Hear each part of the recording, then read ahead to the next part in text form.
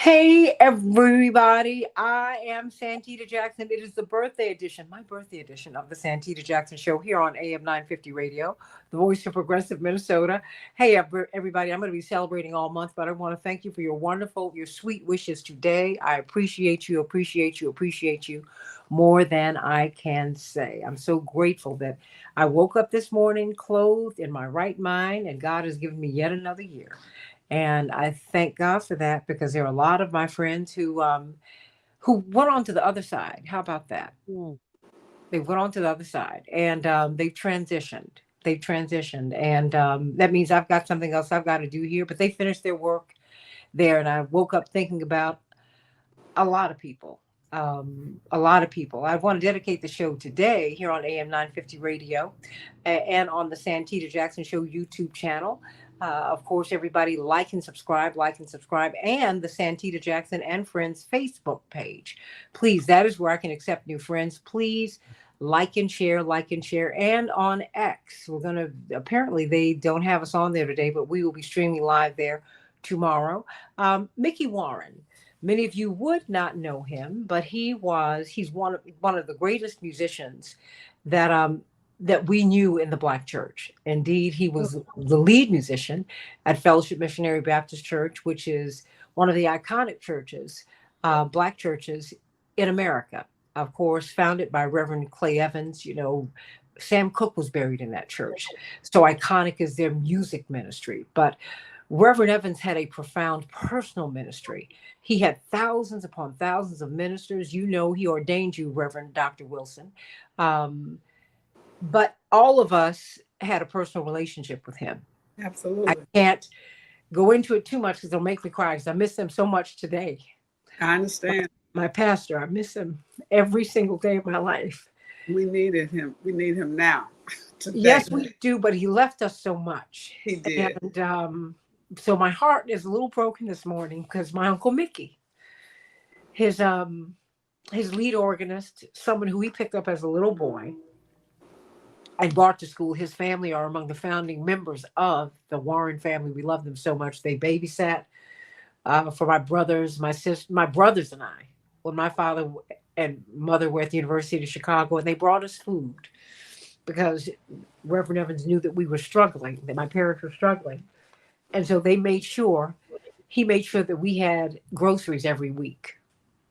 And so Mrs. Warren uh, and her two daughters would bring food to us every week because Reverend Evans said, "I don't want to ever think that your cupboards are bare ever," because my father was also his youth minister, but he saw my father standing in the food line because my father said, "I wasn't going to bring that to you. I have a full scholarship, work a job, but I got a wife and two babies and another one on the way."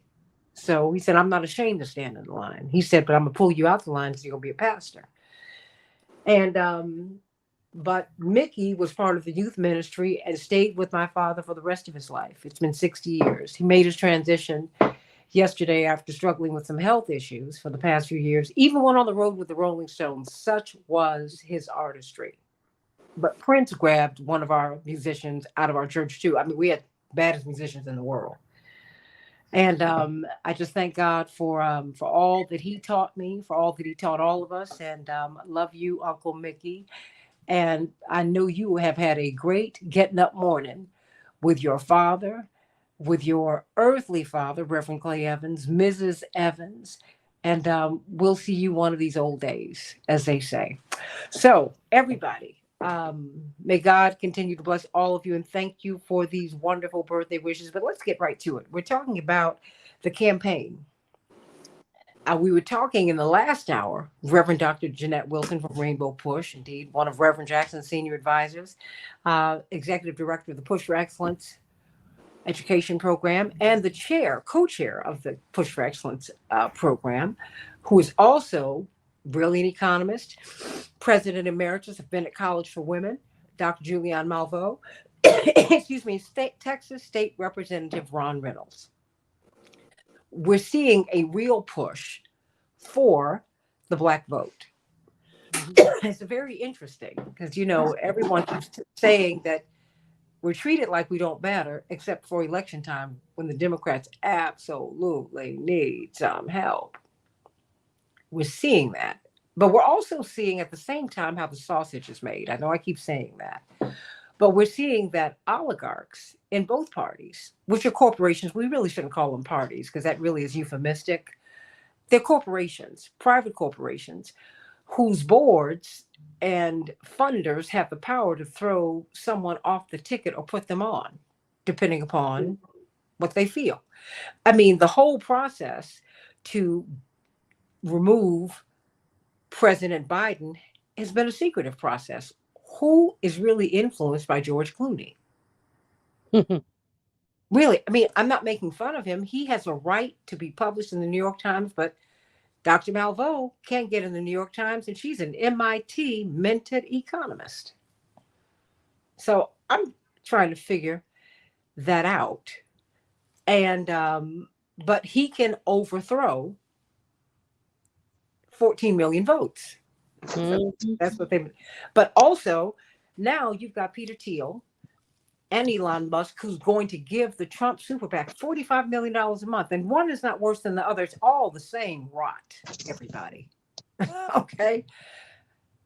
They have come up with Peter Thiel, Palantir, is a big military industrial contractor. I mean, firm. So he's military industrial complex. And we know I've shared with you my Harvard admission experience because I found out that it wasn't a meritocracy, Dr. Malveaux, in my naivete, because I even wanted to be a Senate page. And my mother said, absolutely not. And then as I've done Jackie's so smart. Jackie's so smart. No way. She was real smart. She said, there is no way I will send you into that. Absolutely not. But I'd read in the encyclopedia, I thought everybody put on a nice white blouse and skirt or slacks for a man and your loafers. And this was, you know, they took the best students and womp, womp, womp. She said, no, no, darling, there's much more to it than that. Womp, womp, womp. I found out with Harvard, no, no, no, no. You can be one of the top students in the country, but if your politics clash, they don't want you. Now, I'm not mad at anybody. I'm just saying this is how this works. And they pull someone like a J.D. Vance, no doubt with a first-rate mind. But when you look at his biography, you can see why he was put into Yale. And by putting him at Yale or one of the Ivies, he automatically is put in leadership. Does he deserve to be there? No. Not just because you went to an Ivy, no. But that's how this works. We've also been brainwashed into that. So now, having said that, we talked about that in the last hour. So I want you to look at the last hour so you can hear the conversation, so you can find out who and how and what. Okay. But then I was struck by President Biden and his, in the past few weeks, we've seen him at Black churches, Reverend Wilson, Dr. Malveaux. We're going to get Representative Reynolds back. We've seen him at the NAACP. I mean, giving a stem winder of a speech. And so what does all of this mean, really? And will this push?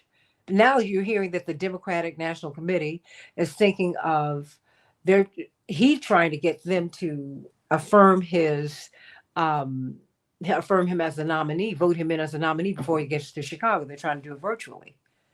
I mean, this stuff, there ain't no rules. It's very cool. I mean, I don't know. But when we get Representative Reynolds back, I want to hear from him. So as soon as we get him back, because his connection is kind of iffy, I'm going to interrupt you, if you don't mind, so that I can get him on, because he is, you know, I was with board members of the NAACP this past weekend. And I have to tell you, our lunch and time together was thrown into disarray on Saturday when we found out about the attempt on the former president's life. Because we said this is a game-changing moment for this campaign, and indeed it has been. But what about this push for Black people really to save his candidacy? I mean, because that's essentially what it is. I don't see him, you know, doing a tour of the Catholic churches. And I don't see him where he has constituency. Yeah, but I'm just saying, you know, I don't see him doing a tour of, you know, of white churches. I see him tapping that foot, you know, in these Black churches. And I want to know, will Black people be able to save him? Should we? And whatever it is, whatever happens, what should be our ask at this time? Hello. What should be our demand? Because look, I don't mind you pursuing me because I love being courted. I'm into that. My question is, upon what basis do I give you my hand in marriage? Mm. Dr. Malvo. Well, hey, that's how I was raised. My father said, make sure. Both my parents said, no, no, you make sure he puts you first. My daddy told me that. My mama told me that. Well, Okay. President Biden is never going to put black people first. He will put us in the mix. But as an example, he might have. I see that Representative Reynolds is back. So do you Yes, want he to is. give it to Yes, him? I do. I do. Because he was at the address that President Biden gave to the NAACP in Las Vegas at their national convention. And I want to hear, Dr. Malvo, I think we all need to hear firsthand what he said, and how it landed on the NAACP's audience, because everybody was in Las Vegas this past weekend. Dr. Malvo, I mean, we It wasn't saw. everybody because I wasn't there. Well, I tell you what, y'all weren't there, but I tell you what, y'all were the only ones. I didn't say Right. you. I said y'all. Okay, because I promise you before the Lord, I saw so many people in Las Vegas. I said, I feel like I'm in Tokyo, not New Oh York. my. 30 million people. Yes. Texas State Representative Ron Reynolds, the runaway representative. That's how I met you when you're trying to deny y'all got some crazy governors. Texas is off the chain. But talk to me. I mean, President Biden received your invitation, accepted it. What did he say? And what was your takeaway? Well, first of all, happy birthday. Happy Thank you. birthday to you. It Hey. is it is great to be on early morning. I told Santita I'm doing this because I love her. It is way early for me in in Las Vegas. But I am so excited to be on with such a distinguished panel. So let me get right to it. Certainly, it was great to see President Biden yesterday address the 115th NACP National Convention. And I was right up front. I'm a national board member, so I was able to use my board status to get right up front. So I had a front row seat to his speech. And let me tell you, have been I'm gonna be very transparent, as Santita know I am. I've been one of those people who said, maybe it's time for President Biden to step aside, let Kamala Harris take the mantle as the Democratic nominee. So I was criticized because I basically said what I thought was in the best interest of the Democratic Party to beat Donald Trump because of the challenges that I saw, not just at the debate, but when I was visiting the White House at the Juneteenth celebration. So I had some concerns about his mental fitness to do another 4 years. Having said that, yesterday, President Biden came out strong. He had a strong message to the convention. It was well received.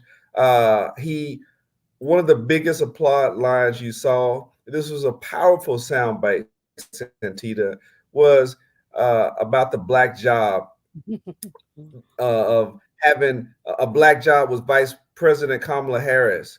A black job was former President Barack Obama, who he served under 8 years as his vice president. That resonated with the crowd. He talked about passing federal voting rights legislation, including the John Lewis Freedom to Vote Act, which Santita would have protected Texans and people from every state in the country from voter suppression laws, Jim Crow 2.0, because of the Supreme Court having gutting key sections of the Voting Rights Act of 1965. He talked about access to quality, affordable health care and the fact contrasting former President Trump, who wanted to gut Obamacare, who was an obstructionist when it comes to women's reproductive rights, when it comes to climate change, when it comes to raising the minimum wage. So he had a very, very strong message. Many of us because I was talking to some of my colleagues, were very nervous. Would he be able to get through his speech? Would he have some gaps? Would he have a moment where he lost his composure? And he did not. True, he was on a teleprompter, but he had a strong, resounding message that was well received. You had a very favorable audience for him. He had Congressman Clyburn, who helped him win when he turned around South Carolina. You had Benny Thompson, who's been a key ally of him. But he really resonated. He came out, first thing he said, our theme was all in. He said, I'm a proud life member of the NACP, and I'm all in. So he came out strong. He finished strong. It was well received.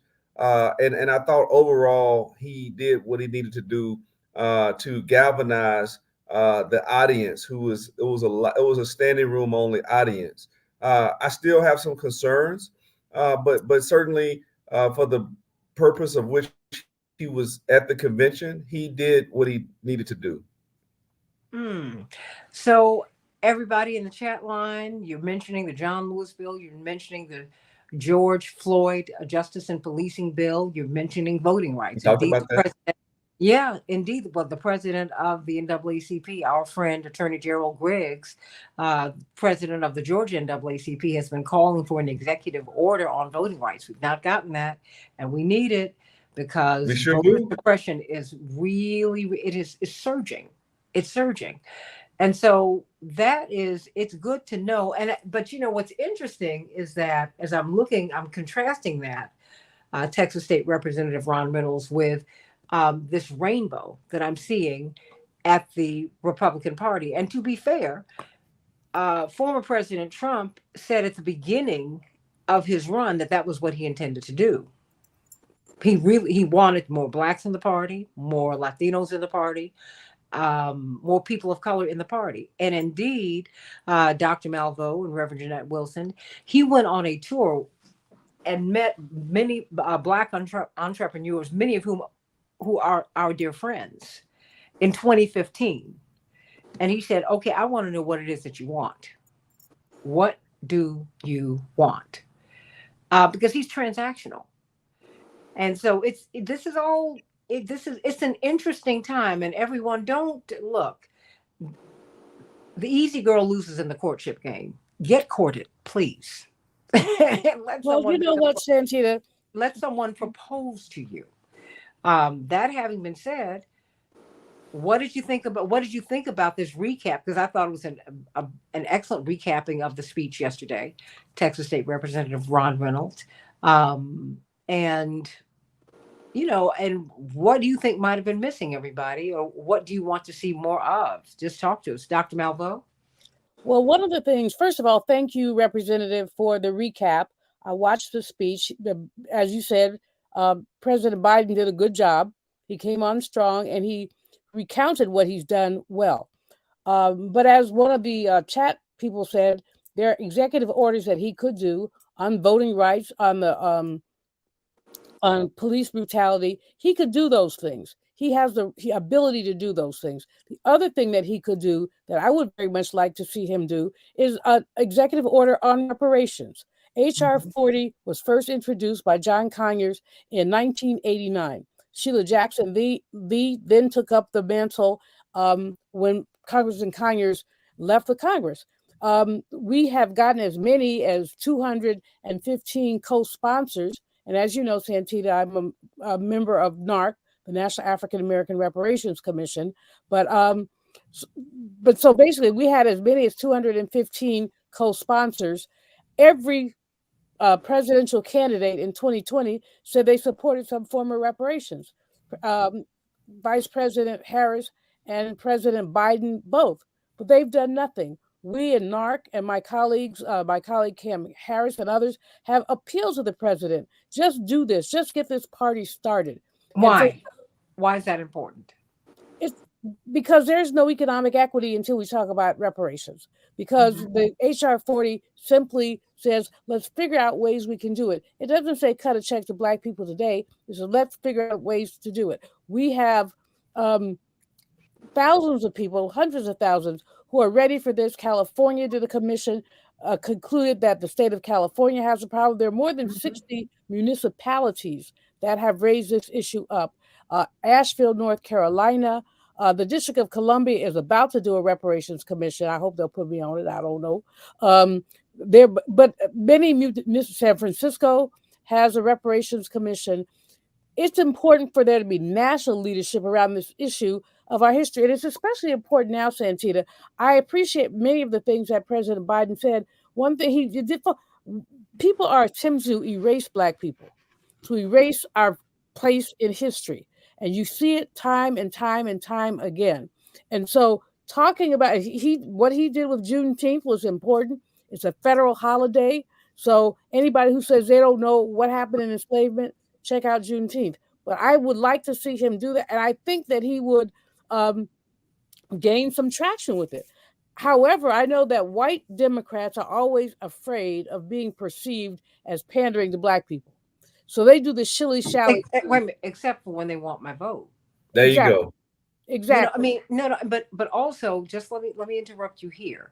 I think one of the things we've got to stop saying is this: we worked for free. No, we were unpaid. I didn't say we worked. No. I didn't say you. I didn't say you. I said we, the general we, because oftentimes we will hear that, and I'm like, no. I'm just adding that to the discussion, not correcting you, Dr. Melvo. I'm simply saying that we've got to be very, very, very careful about our language, because Democrats always play this game until they need my vote. Well, that's exactly true. And the issue with whatever happened in enslavement, it left us with a structural culture of lynching, which means white people, or not just white people, people can do whatever they want to Black people and expect to pay no consequence. Well, having said that, why do you think he did not mention that yesterday? Because the thing is about the Black jobs, I can almost tell you where I think it came from with Trump. Because when he talks to Black audiences, they will say they're taking Black folks' jobs away. Yeah. Mm-hmm. And so that is that. It is not relegating Black folks into this position. Because let's be clear, Democrats and Republicans have done that. So let's stop playing these games, y'all. Stop it. The fact is, the coastal communities in South Carolina alone would give each Black family who had that land unrightfully taken from them $22 million per family. That's our multi-generational wealth. We're looking at, we had 19 million acres of farmland that we owned at the turn of the last century. We're down to 1.9 million acres, and the numbers are falling. Now that's a problem. So I want to have that discussion. And so when you come here and tickle me, I don't want to be tickled. Talk to me. Dr. Malvo, I mean, that's what I mean. But hold on, Dr. Malvo, I want you to wrap so I can hear from Reverend Wilson. Well, as I said, the whole issue of structural economic inequity is what, I mean, President Biden has done some things, but they've been surface. He hasn't dealt with drill down into issues of structure. So you look at federal contracts, what percentage do we have? I mean, he has really increased it. He's got some oversight, some. You look at employment, what do we have? Now, again, the unemployment rate is lower than it's been in a generation, really. It's quite remarkable. But what jobs are we in? Wages. I mean, I could just go down the list. The economic structure is biased against Black people. And this president, as well as many others, President Obama, President Clinton, the president who did the most in terms of looking at us in the wealth gap was LBJ. And no one has done as much as LBJ has done in terms of looking at access for Black people. Although as an amusing note, Richard Nixon actually in the Minority Business Development Act used the term economic justice. And when I went back and read that, I cracked up. I'm like, Nixon, economic justice? Well, no, he sent Art Fletcher on a tour, because he's the one who enforced affirmative action. Because I remember Art Fletcher came to Operation Push. Absolutely. And he sent him on a tour, and he went to cities and hamlets all across the country, because that's when we were flush with money. And he was looking for Black business persons to underwrite, and they did it. They did it. I mean, so I mean, No, absolutely. because what It's we just cannot do, because I think no, I just want us to have an accurate telling of the history of who's done what. Because Nixon, in terms of black business, helped us a lot. oh no, he did. As I said, Yeah. he's founded and supported the Minority Business Development Agency. He and as I said, the term economic justice is not one that you would relegate to a Republican, but But that you term should, is in fact because well, you should, because they give out the money. just Democrats do policy, Republicans give out the money. You know that. well, as I said, the words economic justice are not necessarily affiliated, but the words are in the legislation, and so Yeah. that's something that we basically need to acknowledge. And but no other president has talked about economic justice. Again, my disappointment with President Clinton was that he talked a good game, but he didn't execute. My Mm-mm. disappointment with President Obama is that he knew better. He knew better. Did he?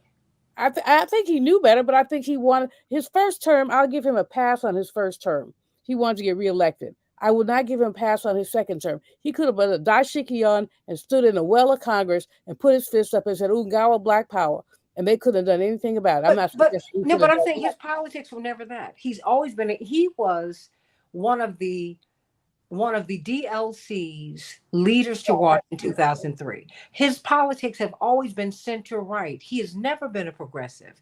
Just because he said, I think that this is a dumb war, doesn't mean he's a pacifist. That is not what he is. And that does not mean I'm slamming President Obama. I have known him for 40 years, y'all. Okay. But when I have an honest political disagreement with him or with you, I will say it. And I've had it with him to his face because we're friends. And I will tell him, no, I'm going to fight you on this because I disagree. It doesn't mean that I don't like you.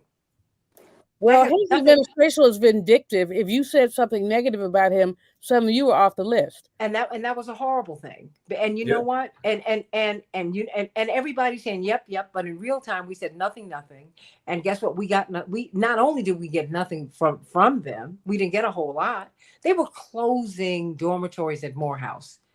Now you are the president emeritus of Bennett College. No, You were a black college president at that time. You saw black kids being pushed out of the that Parent HBCU Plus system. thing, no, that Parent Plus thing was a bloody disaster. And aren't everybody loves Mr. Arnie basketball player Duncan, but Duncan? no, but we told you from Chicago. Wait a minute, let me bring in Reverend Dr. Jeanette Wilson from Chicago. When he was nominated, we said, y'all, this is a bad idea. And he's someone else I know like him.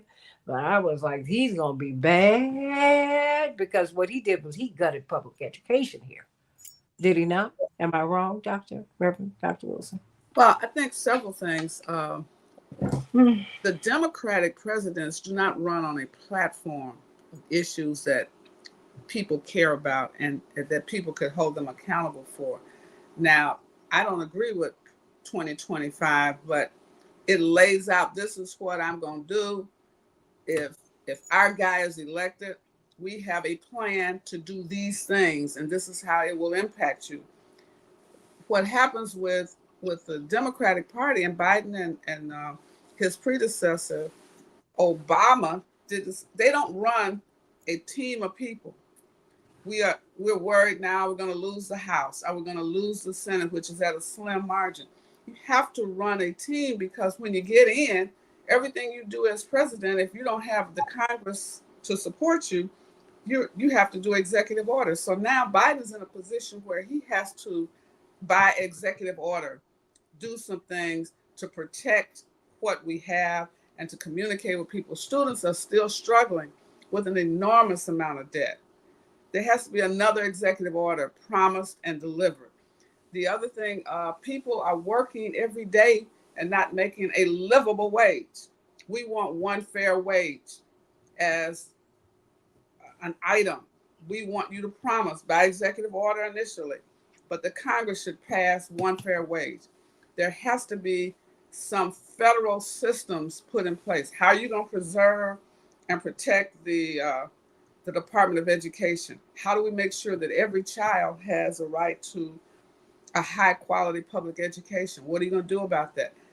And I think that he is beginning to speak. It's not about black.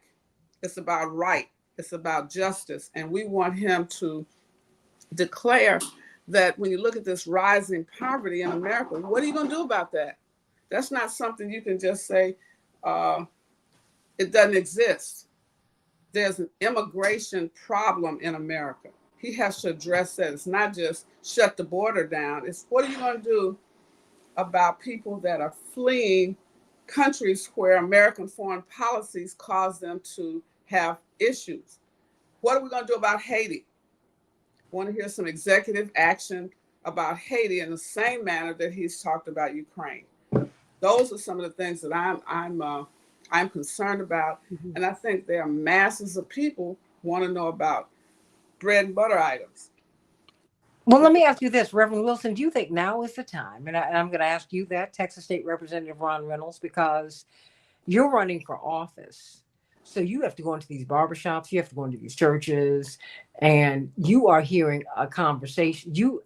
And because you are a trusted member of the community, people are just let me shift this to him for a hot second, Reverend Dr. Wilson.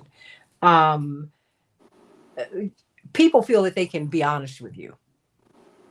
They really do, and they can. What are you hearing?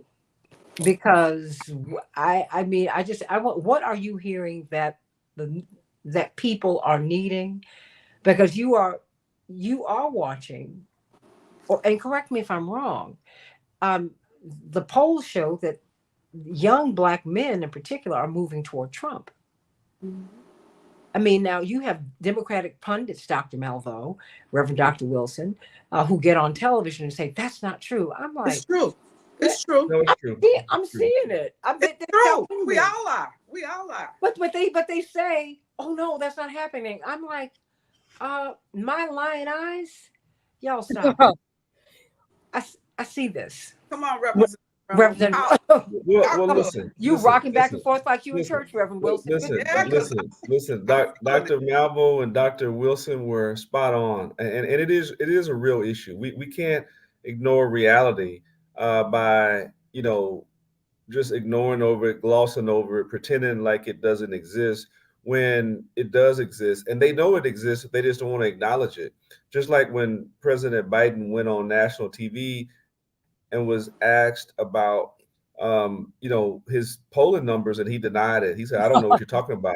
I'm getting something different." That's just denial. I mean, you don't want us to believe our lying eyes, I guess, right? So Yeah. Yeah, the but reality of it is, he but does have a black Representative, male Hold on, problem. let him finish. No, let him That, that, finish. that, that's a fact. He has a black male problem. I've talked to some brothers, and Dr. Malvo, you said something that I've heard frequently from black men is that they haven't heard the word reparations come out of his mouth.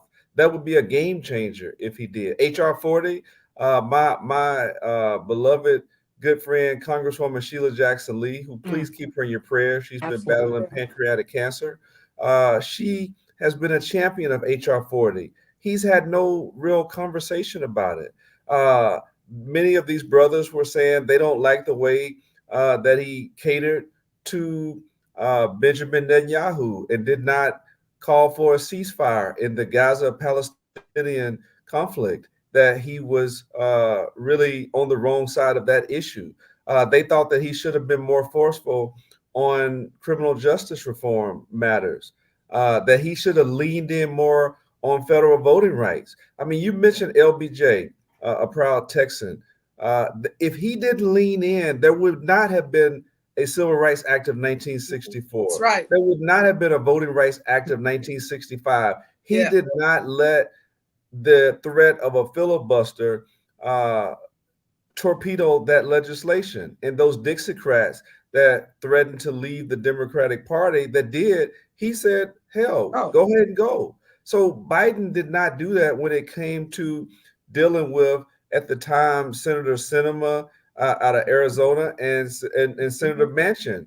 yeah. Uh, he did not do that. And that was a very big disappointment. So, yes, I do agree that black men have been leaving President Biden, and I don't agree with them going to Trump. Let me just say that. Mhm. Many of them are frustrated. Some of them are going to Trump. Some of them, you know what they're telling me in the barbershop, Santita? I ain't voting for neither one of them. That's right. I try to Mhm. prove That's with the them, most That's it. well, important. that's a vote for Trump. That's where But they they're are. like, hey, I can't vote for neither one of them because I don't resonate with them. I don't like either one of them. I'm not voting for them. Some of them are saying they're not voting. Some of them are saying they're going to skip it and go to the next race. Meaning it's an undervote. And so the NAACP and others know that we have to do a better job of reaching out to these brothers. But that's a lot of responsibility of President Biden. I think he's missed some opportunities, some key opportunities. He's certainly Dr. Wilson. Project 2025 to me is frightening It in is. terms of what they want to do and the blueprint from the Heritage Foundation and how we've seen in Texas in other places the impact of these anti-DEI. Well, Project 2025 eliminates DEI everywhere. We've seen this nonsense of critical race theory, and you Right. educators, especially Dr. Malvo, know the dangers of not teaching our history, so we're doomed to repeat it. And so, Right. Project 2025 is a scary notion that former President Trump is trying to distance himself from, but he owns it. He owns Project 2025. We will not see any increase in minimum wage. We'll see the elimination of the Affordable Care Act. We'll see so Of the many Department of Education. Department of Education. You know, Santita, I've got to jump. states' Uh, rights, Oh no, hold on. will be on full display, and we know what that means. So I'm very concerned about it. But to me, President Biden has to do a much better job, and the Biden-Harris administration of reaching out and acknowledging the black male problem that they have. They need to own it and lean in and try to fix it. Okay. They have some good surrogates like Wes Moore. Governor Moore is a great example of a great ambassador who's been a great spokesperson for them, but they need to own up to their shortcomings and do more to address those deficiencies. Excuse me, Dr. Malvo. I know you have about 90 seconds. You got it. Okay. Thank you, And thank Representative. you for being with us. Thank you. Well, always a pleasure. Read Project 2025. It is quite scary. Also, look at J.D. Vance. He has just introduced a piece of legislation called, I don't have a language in front of me, but it's a college admissions justice act where it would prevent affirmative action, prevent any kind of and sets up a structure with a general counsel to investigate this stuff. So this boy, the challenge with putting J.D. Vance on there, this is like taking MAGA into the next 30 years. Yes. Well, the next 40. That's Yeah. why they chose him. But that's what we talked about him in the first hour. But you know what? If you have time tomorrow, come back and let's talk about him again, because I think we need to tease him out because you also have to look at how he got there. This absolutely. is Elon Musk. This is Peter Thiel. This is the same thing that's happening on the Democratic side. You got the oligarchs who are the ballers, shot callers. You can get 14 million votes. Trump can get a lion's share of the votes, but he doesn't get a chance to choose his vice president. That's real. Well, and That's real. Well, I am jumping. It's been a pleasure thank meeting you. you guys. I'll talk to you later. Maybe I can join you tomorrow. Let me know. Okay. I will. Send me much love. Okay. take Much care. love. Dr. Bye-bye. Julianne Malvo, everybody. You can catch her every Monday at what time? 9 a.m. Eastern, WPFW FM, 89.3 FM, WPFWFM.org. Thank you. You know I'm not stingy. I keep telling you to do that. Thank you. Yes, ma'am. Thank you. Sending you much love. Yeah. I mean, look, if we have to be our own spokespersons, how about that? But Reverend Dr. Wilson, you're nodding vigorously in assent. I mean, because the thing is, I'm not, and I get criticized, and I can live with it because I'm an adult. And you have the right to criticize, and you should, particularly if you don't understand my own life story. Reverend Wilson has known me for many, many, many years, since I was a little girl. One of the things... Older than me. No, hey, that's right. people laughing because I remember when my hair was dark. Now it's blonde. Oh, I remember. but the thing is, Reverend Jackson took us into the room with him where they were making decisions. Representative Reynolds. So when my brother was running for Congress a couple of years ago, he said, "I've been in the room." And when he said that, it resonated with me. I said, "Well, I hadn't even thought about that," because the first time I went to an editorial board meeting, I was about 4. Yeah. And he said, I don't have a lot of money to give you. And I'm not going to leave you a lot of money. The money I made, I gave to Push. That's how we got a building. That's how we paid salaries. Yeah, that's how your mother and I made that decision. And that was their decision to make. Andrew Young's son, Bo, asked him, "Well, Daddy, why don't you make some money?" He said, "Wait, no, you do that. I've done with my life what I wanted to do. Now, if you want to go make money, son, you're more than welcome to do it." That was never my point. Okay.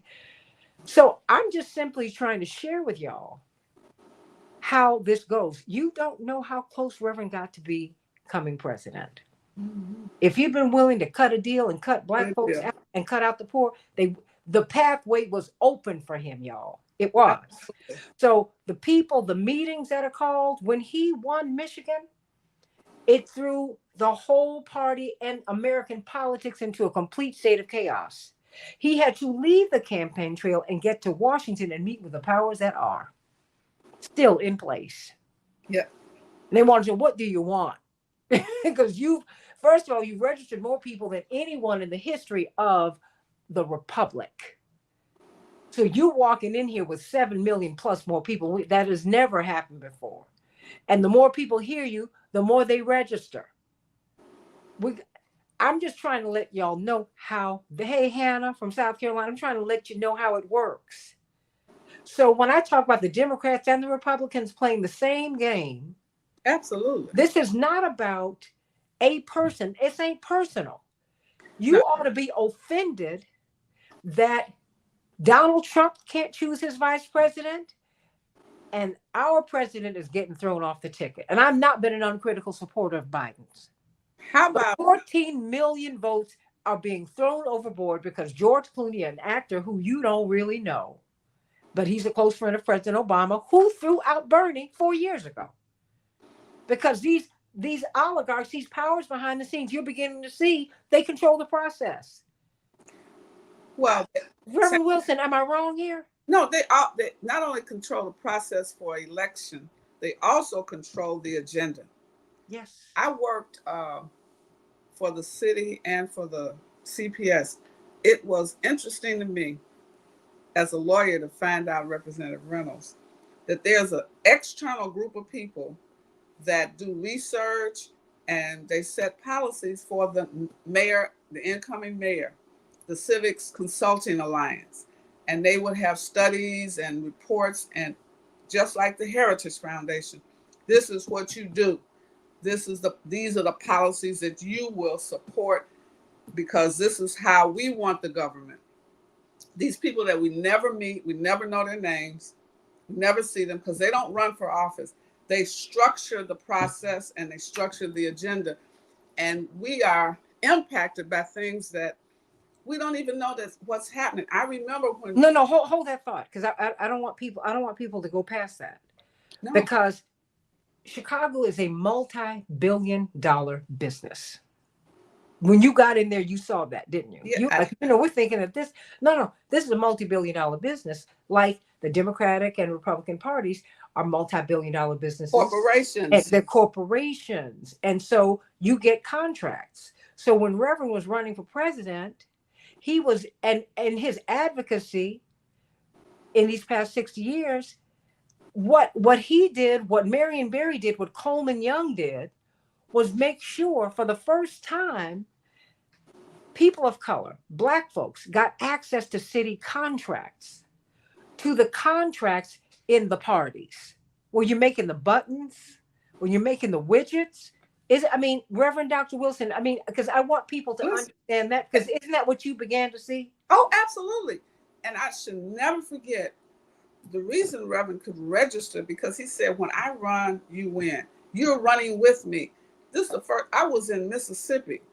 This is a state that had not elected a Black to anything since Reconstruction. in 83 since Reconstruction. The Reverend said, oh, you could run for county supervisor. They didn't even know that position meant anything. They didn't understand the power of it. He said, oh, that's how Mike Espy started running, and people that we now know. He said, oh, you ought to run for the state legislature. You ought to run for state senate. Wait a minute, Mike Espy, who was from the most prominent Black family in Mississippi. Yes. All they could do was make money. Period. They could not, running for office was not something that even crossed their minds.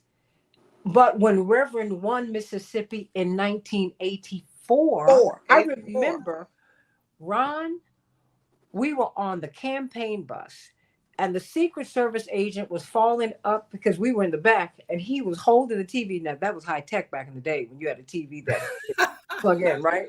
So he's trying to get up the aisle and he said, Reverend, and he's just moving. They're like, are you okay? Can you wait? He said, no. Reverend, you need to see this. This is one of the lead agents, the lead agent. Mm-hmm. And he put the TV down in front of him. He said, Reverend, he was incredulous. He said, you're winning Mississippi. Ooh. And he said, okay. He said, no, Reverend, because you saw this crazy look pass on all our agents' faces because they were like, Mississippi. This joker could win this thing. Well, he said, wait a minute, Reverend. He said, Reverend. And he just looked at him and he said, Reverend, Mississippi. Because Reverend targeted, remember Santita, he said 11 southern states where most Black people are the majority. They weren't voting because it was a process to vote. That's right. You had to vote. Remember, you had to register twice. In the county and the city of Mississippi, you could drive 100 miles just to get registered. Then you got to go back home and look at and confirm it. And confirm, and maybe count some jars to figure out how many jelly beans in the jar. A mason jar. So, and this is in the 80s, y'all. This is 83 and 84 when he ran for president. He was doing the Southern Crusade in 83, all across the South. It was the most amazing thing because Black people, that never occurred to them, we could win this thing. And we got Black sheriffs, we got Black county commissioners, congresspersons, state representatives, state senators. It was an amazing thing because he ran with all these people. He's pulling this load, which made it difficult. He couldn't raise the kind of money because he didn't have the machine. Nobody thought he could win. Remember, they were saying, should Jesse run? Can Jesse run? Will Jesse win? And then it became run, Jesse, run. Well, so because you were on an inspirational campaign, you are registering voters. Yes. You were raising what money you can. He raised about $3 million, got 3.5 million votes. Okay. So I mean, so they report it to us. That's why I believe in having a paper system because I don't trust these computers. I really don't. I don't. And I'm just appealing to everyone. For us to begin, as we move forward, we got to have a system that is fair, Representative Reynolds. A system so that people can trust it. And so that, when President Biden comes before us, when people come to us, we need to know, what our ask ought to be. The Jewish community, they already have their ask, whether they are liberal, progressive, or right wing. They're ready. Italian Americans, they're ready. White women are ready. We're the ones who are like, well, maybe no, Representative Reynolds. If you have not, because you've asked not.